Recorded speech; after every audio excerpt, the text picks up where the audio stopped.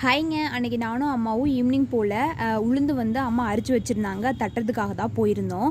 போகிற வழியிலேயே கொய்யாக்கா மரம்லாம் இருந்துச்சு. அதெல்லாம் பிடிங்கி சாப்பிட்டுட்டு அப்படியே நம்ம வேலையை ஆரம்பிச்சாச்சுங்க. நான் மேலே டிஸ்கிரிப்ஷனில் கொடுக்குறேங்க செங்காட்டு தோட்டம் எப்படி இருக்குன்னு பாருங்கள், இப்போ எப்படி இருக்குன்னு பாருங்கள்.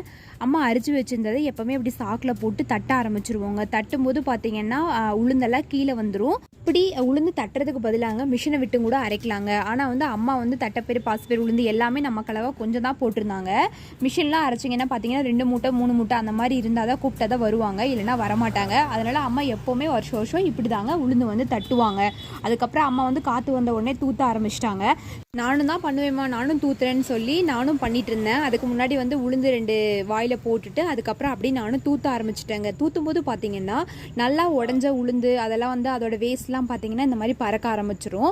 நல்லா உடையாதது பார்த்தீங்கன்னா மறுபடியும் நம்ம போட்டு இன்னொரு டைம் தட்டுற மாதிரி தாங்க இருக்கும். மறுபடியும் முதல்ல இருந்து தட்டணுமா அப்படிங்கிற மாதிரி தான் இருந்துச்சு. வேற என்ன பண்ணுறதுங்க. நானும் அம்மாவும் ஆளுக்கு கால் குண்டா வந்து உளுந்து வந்து எடுத்துட்டோங்க. அதுலேயும் ஏதாவது குப்பை தூசி இருந்தால் என்ன பண்ணுறதுன்னு சொல்லி அம்மா அதையுமே தூத்திட்டு இருந்தாங்க. நாங்கள் 2 பேரும் 3 மணி நேரம் வேலை செஞ்சதுக்கு பார்த்தீங்கன்னா எங்களுக்கு கிடைச்சது ஃபைனலாக இந்த உளுந்து தாங்க. சரிங்க, இந்த வீடியோ பிடிச்சிருந்தா கண்டிப்பாக லைக் பண்ணுங்கள்.